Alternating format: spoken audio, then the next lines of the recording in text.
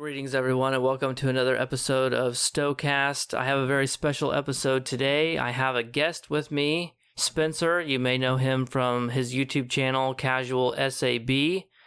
He's a longtime Star Trek player and a prominent member of the community. Howdy, folks. Spencer here, and as Gauss said, I'm just an older DPS player, but nowadays I'm fairly casual in everything that I do. My content shows I'm definitely one of the most casual players around. Definitely 100% casual, and if you want to check out some of that casual content, obviously I'll have a link to his channel in my comment section, in my description below if you want to check that out. If you already watch my channel, you may already know him, but today's topic is going to be about the economy, about EC inflation, about lockbox keys, and the dilithium exchange. And one of the things that I find really interesting about the economy in the game is that it's a smart choice to buy lockbox keys even if you don't plan on gambling, because inflation is so bad in this game due to the fact that there are really no EC sinks that if you want to save EC for the future, it's going to lose a lot of purchasing power. But if you just put that EC into buying keys off the exchange and hold on to them, it'll probably maintain its purchasing power if you resell them when you actually want your EC back. Oh, for sure. I know quite a few people where when they decide to step away, take a break from the game, they've bought keys, and like Florian is a good example. He bought a bunch of keys at like 5 to 7 mil a couple years back. Comes back, they're 11 mil. And I remember when they were 3 mil, which is crazy now. I remember them under a mil. And it's like, you might think, oh, I'm making a big profit. But then when you look at the other stuff that's for sale, it's all gone up too. And ships are good for that too, except that, if you invest in a particular ship, you might come back and find out that its value has gone down. It will have gone up, but it may have gone down in relative terms because it may have gotten put into a mud bundle or something. Whereas the keys are pretty much going to always maintain their same value. Yeah, I at this point, if I were stepping away, I would only invest in keys or promo packs. You look at ships, and as you said, some ships have went up. The overall ship market, because of the inflation, has went up. A couple years ago, lockbox ships were 200 to 300 million, and now they're almost all a billion, with a couple, lower at like 600 mil and some higher at 1.5 bill. It really depends. But ships are just not the best investment choice nowadays, especially as you said, if they're put into muds, or you have something like the Inquiry put into the Lobi store, the value of them does drop quite significantly because people have a way to get them much easier. Actually, it's interesting you mentioned the Inquiry, because I was going to ask you about that. Our videos were a few hours apart, and I was saying, don't bother with the Inquiry because you could just get the Lexington. And it's like, the Inquiry is definitely a better ship. There's no doubt about that. Just objectively speaking, the Inquiry is better. But like, is it, going from $30 to 960 Lobi, is it that much better? But then I realized, I was thinking, well, if you already have, you shouldn't go out and get Lobi to get it. But like, if you already had the Lobi, maybe the Inquiry is the best thing you could buy with the Lobi that's actually resellable. But I don't know, what are your thoughts on that? Well, another way to look at it is, even at 960 Lobi, you're talking about on average 178 keys to get that Lobi. So that's a $30 account-wide unlock ship versus one that's going to cost you, even if you wanted to open lockboxes, would still cost you easily 150 plus bucks. Obviously, it'd be cheaper to just sell the keys right now with the current market and buy it off the exchange, but in either case, the ship is still, even with being more available, it's significantly more expensive than the Lexington. It boils down to another topic, of people paying more for things that they're going to get more performance out of them, but that performance, doesn't actually have much of an impact on their ability to complete, content. That's a good point too. I mean, the Inquiry may be better, but if you're not able to take advantage of it, then it isn't really better, is it? There's definitely a lot of focus on people wanting to get the really best stuff because they see it in builds, but you don't ever actually need that for the type of content most people are doing. You know, a great example is the DPRM. Are you unable to play normal or advanced content if you don't have the DPRM? They'll spend money getting a DPRM when they could have just equipped some batteries that they're not using.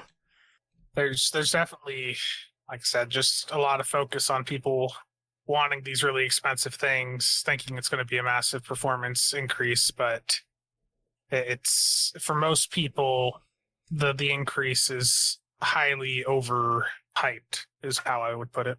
People will probably be surprised to find out I have very few expensive ships. When it comes to the gambling ships, I only have a handful. Most of the reviews I do for those are on Tribble because I don't want to gamble for them. And I don't want to pay those high prices, and I don't want to support the gambling in the game. I do have a few, but one of the first ones was the Atlas because I wanted that DPRM. That was 400 million back then, and and that was a lot. Like, that was at the high end, of the price range, and it seemed excessive to pay 400 million for a ship.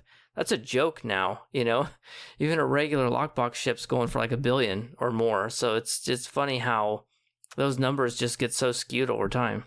And then when it comes to the dilithium exchange, a thing people do, and I did in the past years ago, is you would farm some dilithium, you sell it on the Dilex back when you could actually exchange it immediately, use that Zen to buy keys, and then sell the keys to get the EC, and then use the EC to buy the thing you wanted, Oh yeah, I did that for several years. Like, I definitely would say I'm not free to play anymore, but I had a very free to play approach the first few years that I played the game. And that is the exact approach I took. I would grind out the dilithium. I wouldn't buy keys. I would buy promo packs instead during sales, then convert those to EC and buy more contraband to repeat the process and use the profits to buy whatever ship I was after. And I was able to do that for many years and get most of these gamble ships basically free to play.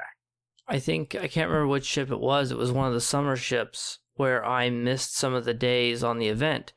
And they had because they didn't used to have the buyout system they have now. If you just missed an event, then you missed it. But they had the buyout, and they keep switching back and forth. So sometimes the buyout will be in Zen, and sometimes it'll be in lobi. And for that one, it was in lobi, and I missed a few days. So that's how I got the extra lobi, because I didn't want to spend the money. So I would grind dilithium, get keys, sell them to get the keys. But then instead of selling the keys, I would open lock boxes, not to get the ship or whatever, hoping to get the big prize, but just because I needed the lobi out of the boxes so that I could complete the event, because I didn't have lobi to complete the event. I was just going to bring up with the event campaigns now too, there's at least that other approach to getting that lobi free to play. And that's definitely what I did. I took the lobi both years, and I'm probably going to take it again this year because it's just the best value. Well, another thing for me looking at like the event campaign, I was really stupid. I burnt mine last year on the Section 31 Command Heavy Battlecruiser for an alt character of mine. And that, that was a month or two before, or like a month before that was put in a MUDs pack. So one of the frustrations, I think, going forward, and one of the things that's going to deter people from maybe wanting to select a ship from the event campaigns, is the knowledge that a lot of these premium ships are slowly shifting towards things like MUDs. Oh, definitely. And even though most of them tend to be older ships, some of them aren't that old. And so you have to ask yourself, how long is this before it goes into a MUD bundle? Am I wasting my money when I could just get it later for a huge discount and get an account unlocked? And now with the inquiry in the lobi store, while it is just a temporary thing, it will return in the future alongside some of the other promo ships that have been put in there. If you choose the lobi from the event campaigns, you're able to get a promo ship for 960 lobi, and you still have 540 left to spare. And because they've done this multiple times, you could, a person could say, well, I'm going to take the lobi from the next event campaign. I'm not going to spend it right away. wait for them to put a promo ship in the Lobi store, buy it then, and then use the leftover on, a couple of consoles or a weapon or something. And here's another take on this. With the event campaign, I'm getting a little off track here, but with the event campaign, if you have alternate accounts, whatever you buy from the Lobi, if you get a Lobi ship or some of these newer traits, the things that can be traded, the Lobi from the event campaign doesn't make the items you get bound. So you can use that Lobi to get like an inquiry on an alt account, send it over to your main, and you can take advantage of this event campaign doing that if you have multiple accounts. Oh yeah, definitely get multiple rewards and transfer them over to your main account. And yeah, people take advantage of that for, farming reasons all the time. And I would also attribute that back to some of the inflation with certain items and maybe some items having a flood of supply. I think people were doing that last year. And if they waited for a good Lobi sale, if they had a bunch of accounts they ran all the events on, 1,500 Lobi per account is quite significant. That's during a 20% sale, that's 2 T6 ships they could get. And if they're doing that on like 5 accounts, that's a significant amount of Lobi that they have that they can use to buy ships during the sale and then push onto the market. Which is why I still think Lobi ships are quite a bit cheaper and haven't seen as much inflation as everything else, because Lobi ships 2 or 3 years ago were 250 mil, and you still see them in like right around 300 mil quite often. Oh yeah, with the inflation you'd expect them to be a lot more, and the difference between a Lobi ship and a lockbox ship used to be a lot closer. When I started playing, and you'd look on the exchange, the price differential there was pretty small. Now it's enormous. Lockbox ships are almost at promo levels, whereas Lobi ships are way, way cheaper. And we have promo ships, that are above the market price. To be honest with you, with how they're shifting things, where each of these mods packs has a promo ship in it, and with how many of these promo ships that they've dumped into the Lobi store, I almost feel like the value of the promo ships it's just really diminishing compared to the lock boxes. The ships in there are still good and all that, and they are exclusive to the promo packs for a while, but they're being so quickly added to being available via other methods. And we've even seen, like we made the comparison, the Trailblazer versus the Janeway. They're now at a point where they're putting out C-store ships that are rivaling, the promo ships from the previous year. I mean, Last year was an absolute banger for C-store ships. If you look at all the ships, promo, lockbox, C-store, I mean, there's a huge amount of power creep last year from previous years. We got C-store ships with multiple specializations.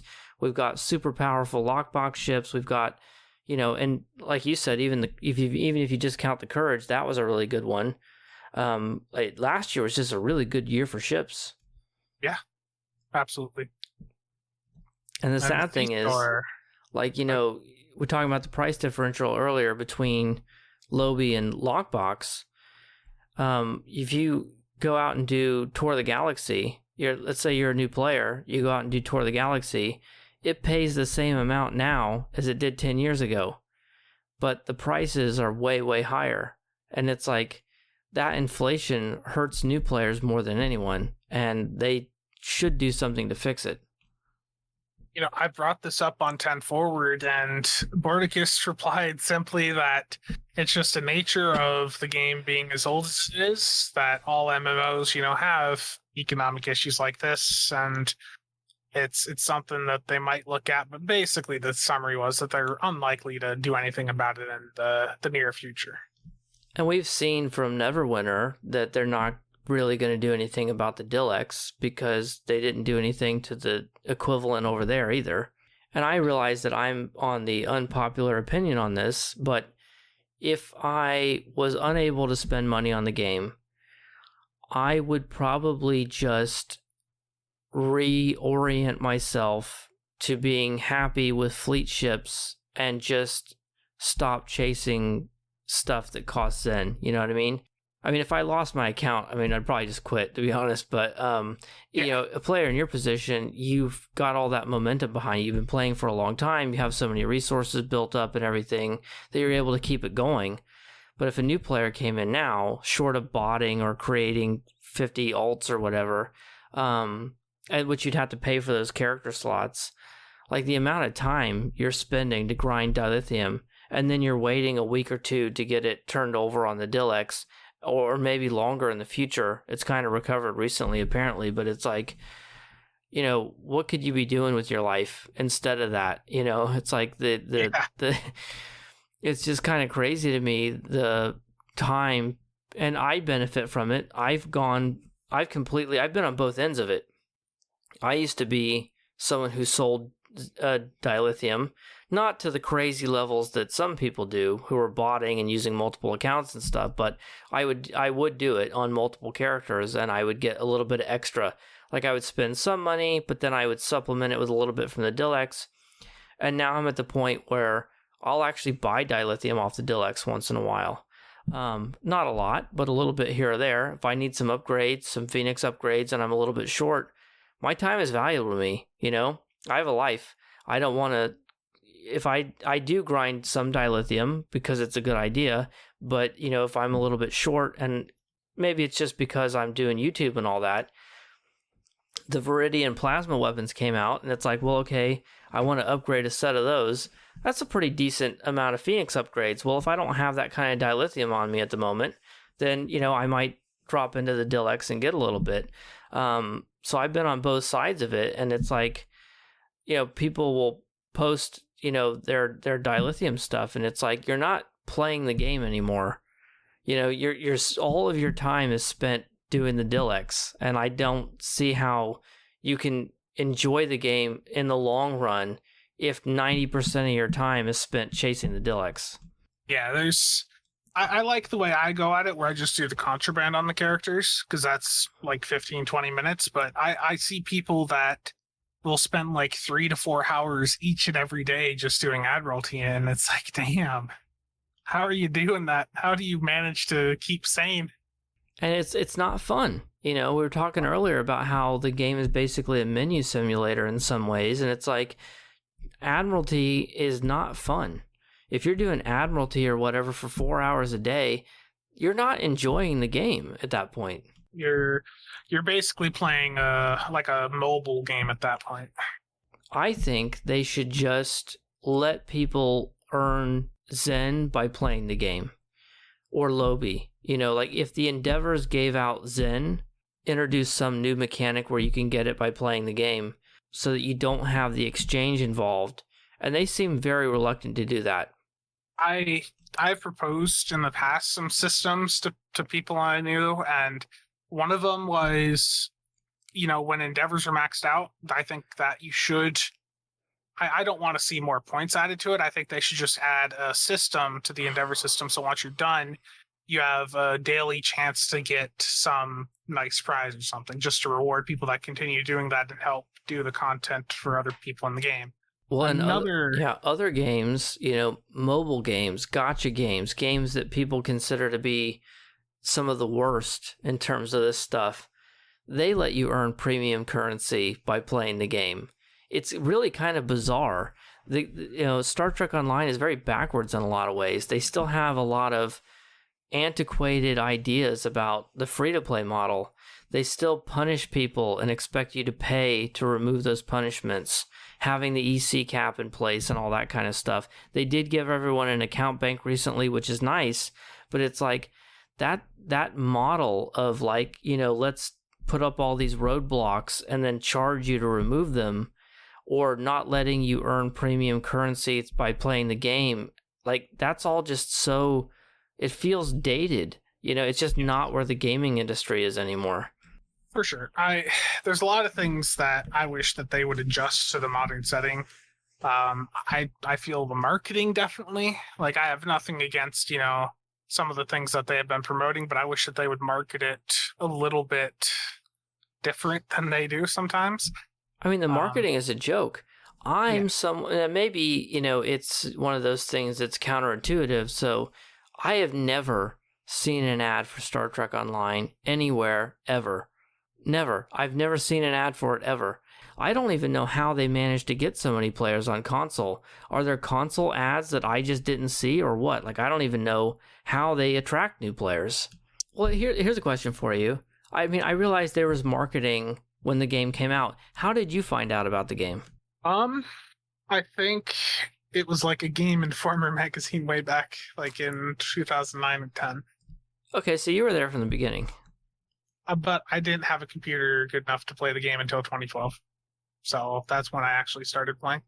Because I'll tell you, you know how I found out about the game? I found out about the game from Brent Justice, if you can believe that. Terrible. Well, what happened was my son used to take naps, and he would take naps on top of me, like he would sleep on my chest. And so I would kind of be stuck there, and I couldn't get up because he was sleeping on me, which is, if you have kids, you know that's great. You know, you love having your kids sleep on you. But I had nowhere to go and nothing to do, and so I would watch videos on my phone. And you know, I'm a Star Trek fan. Not ashamed to admit it. You maybe not be too hard to believe. And so I was watching videos about the Next Generation, and the algorithm kicked in, and it recommended me one of his videos about the game. And it was one of his like 17-hour videos, you know, that he was doing back then. And that was perfect for me because I had nothing better to do. So it was like I would watch his videos, and I was like, well, I'll give this game a try. It certainly wasn't from the marketing department. I found out about the game from YouTubers. Yeah, and you can see a lot of like indie games really heavily benefit from getting that marketing from the YouTube community and just other content creation sources like Twitch. It's getting content creators out there, like supporting them, always helps these types of games grow, and it's just frustrating that they don't want to do that here. Well, and it's just feels like, you know, I don't know what the environment is there, you know, trying to bring it back to the in-game economy, but it's like, it feels like they have this myopic, you know, sort of vision where there's things that if you bring it up, they just say, well, we're not going to do that. Fix the economy, we're not going to do that. Advertise, we're not going to do that. You know, whatever it is, it's just like they're on this path where it's just put out new ships until the game dies, and they just won't do anything else.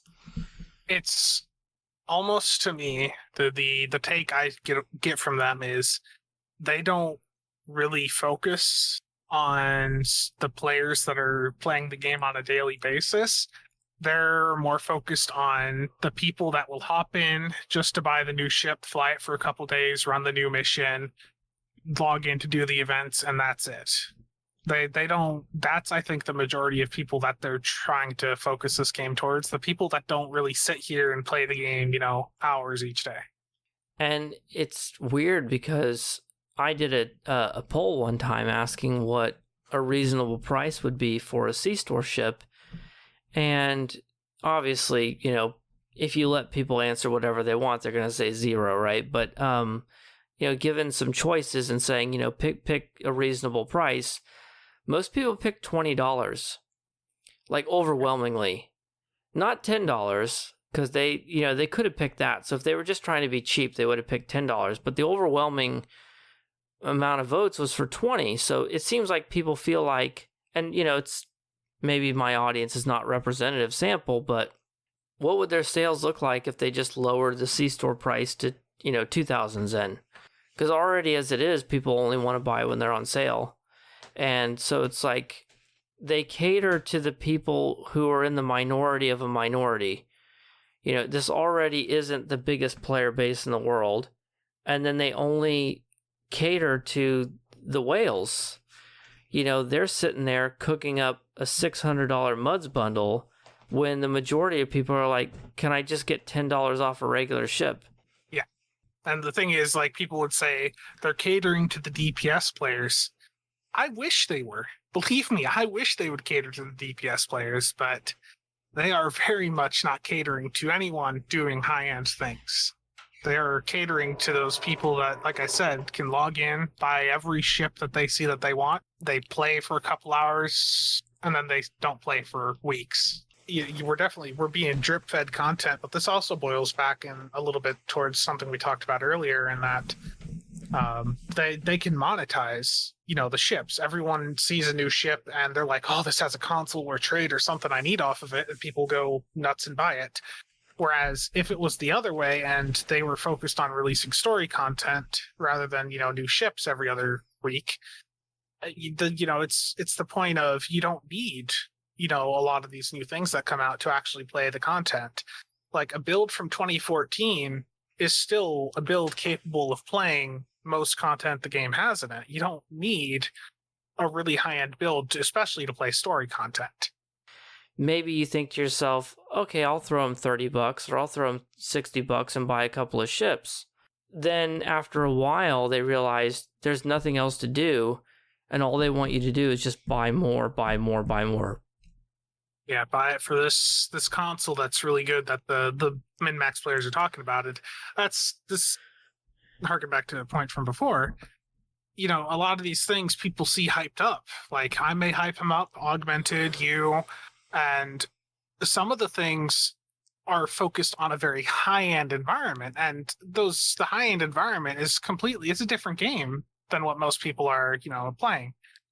People aren't, if I say, oh yeah, this console's really, really good, I might be most likely I'm referencing to how it performs in Infected Elite. And guess what? There's less than, 20 people really playing that at a competitive, really high-end level right now that are even involved in those types of runs. So if you're just some average player, where all you do is normal or advanced, you're doing a few 100K deeps, what does that matter to you? Like, you're going to see it hyped up and be like, oh, I need to get this, when in reality, it isn't doing a damn thing for you. Yeah, totally. I mean, you could fly a tier 5 if you're just doing normal and advanced, as long as your build isn't complete, trash, and be just fine. I was surprised at just how playable the Cardassian Galer was, because I did that Legacy of the Lockbox video. That was the first ever Lockbox ship in the game from 2012 or whatever. And sure, it's a tier 5. It doesn't have specialization seating or whatever, but just like, it was fine. You put a beam build on it and it was fine. We are stuck in this mentality within the player base in which we think we need more than we actually need. So let's go ahead and wrap up. The main topic today was about the economy. Obviously, we talked about a lot of other stuff. If you were king for a day of Star Trek Online, what's the one thing you would do to help fix the economy? Ooh, I would add more things to the choice boxes in the Infinity Lockbox. Make it so, like, those board DOFs that everyone wants, make it so that the DOF packs are all in a choice pack so people can just flood that market.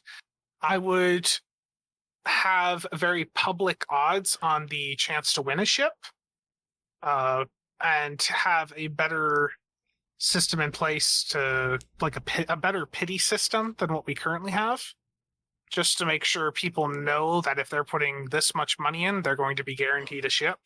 And EC-wise, I would just say we need some sort of significant EC sync, but that's even hard for me to say, what that exactly would look like. Maybe another fleet holding could be something that would be a good EC sync if they built it right.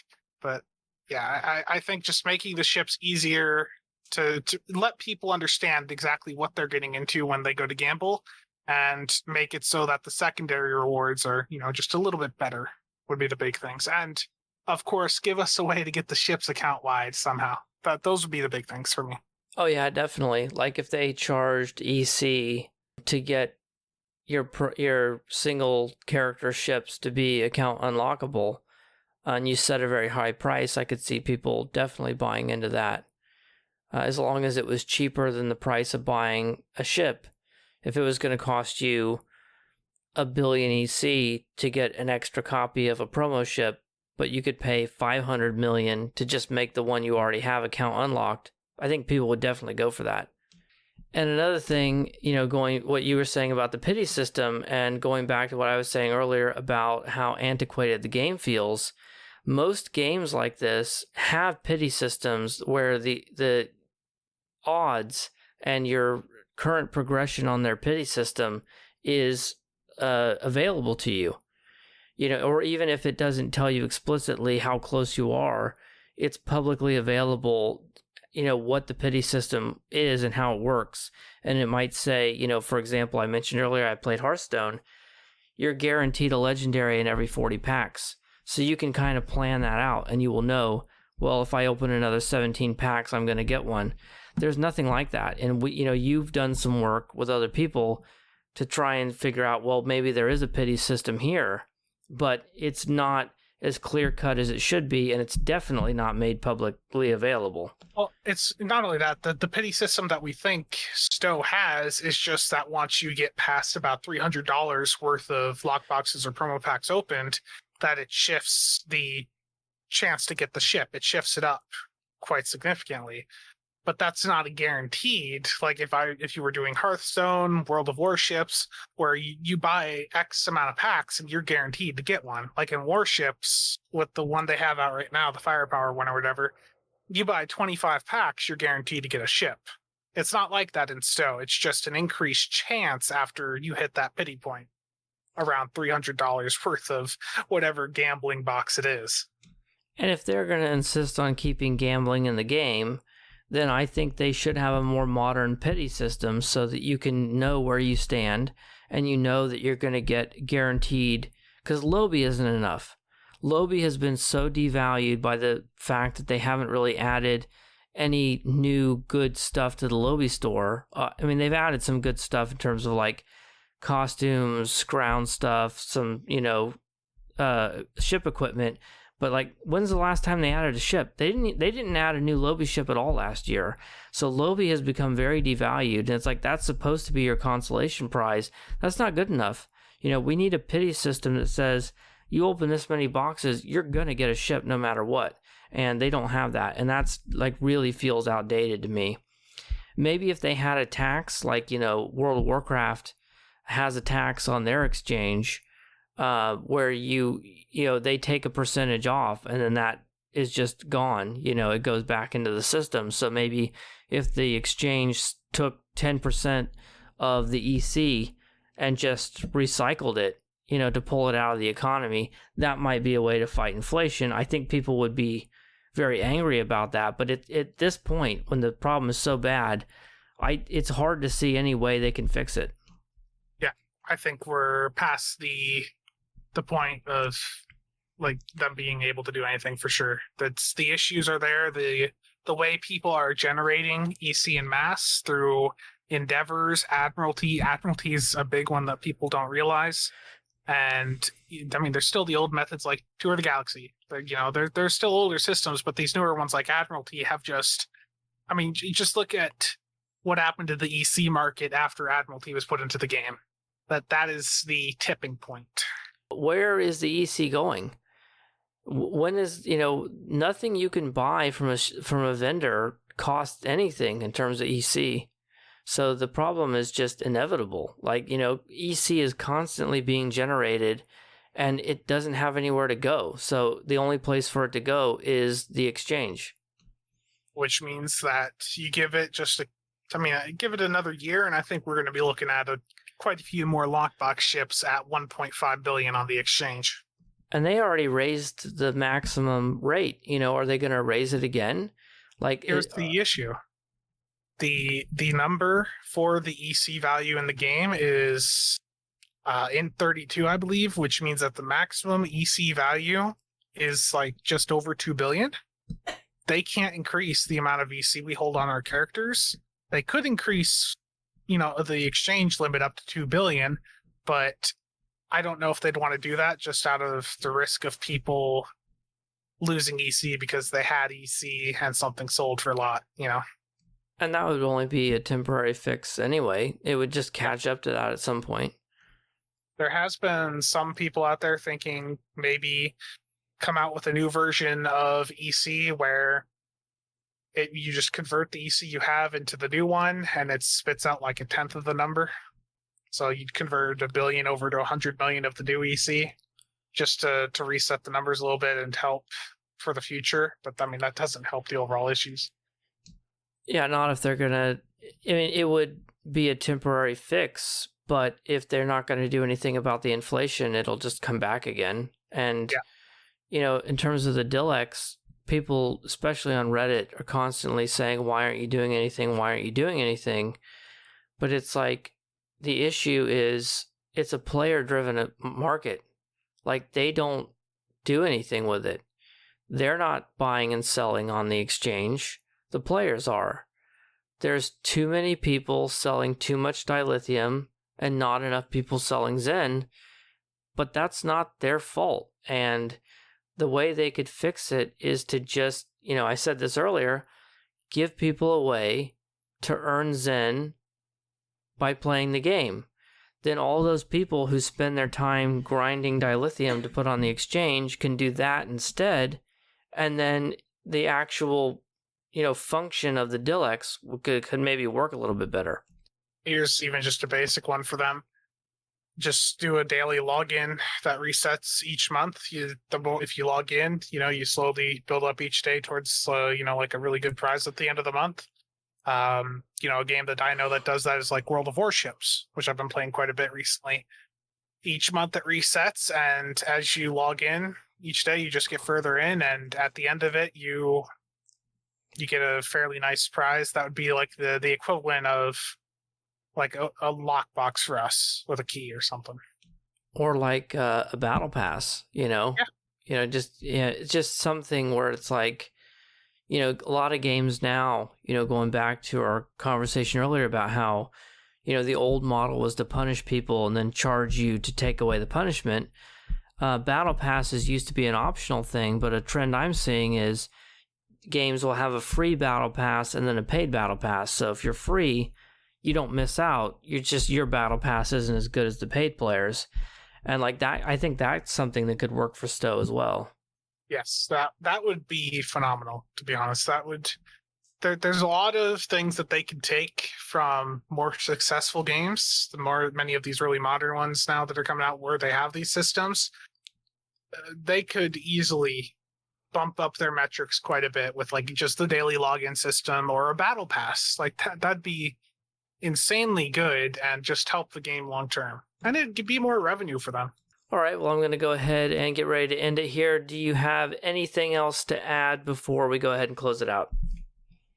We've covered a lot. I think we got really off topic here, but I think we had a really good discussion on several different points. The only thing I would add is with the dilithium economy.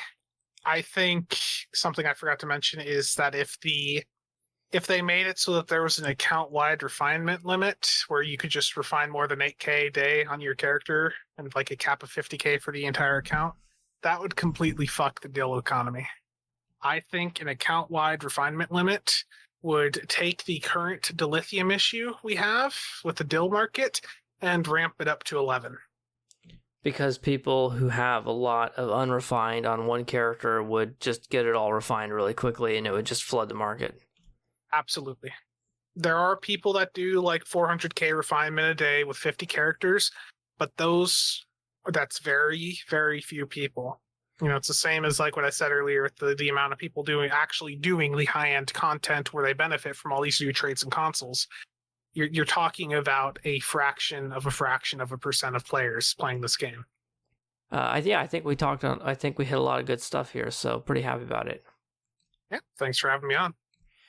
All right, well, we're going to go ahead and close it up here. Thank you very much for joining me today. And what would you want to tell people coming over to your channel?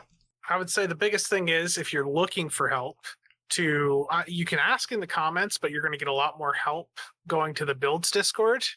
I set that up with the intention to help people and to also connect you with other people that could help you out. I am just one person. I will do what I can to help you, but take advantage of the things that I've set up that can really help you to completely another level. All right, well, you guys heard it from the man himself, so there will be a link in the description to the Builds Discord and a link to his YouTube channel, so please check him out. If you haven't already, go over there, like, subscribe, watch his videos, check out the Discord, and thank you very much for joining me. Thank you to all my channel members. I will see you guys all on Tuesday for the next video. Thank you very much for watching. As always, take care of yourselves, and I'll see you in the next one. Bye for now. This video was made possible by that one ad you've already skipped 100 times, and by contributions from members like you. Thank you.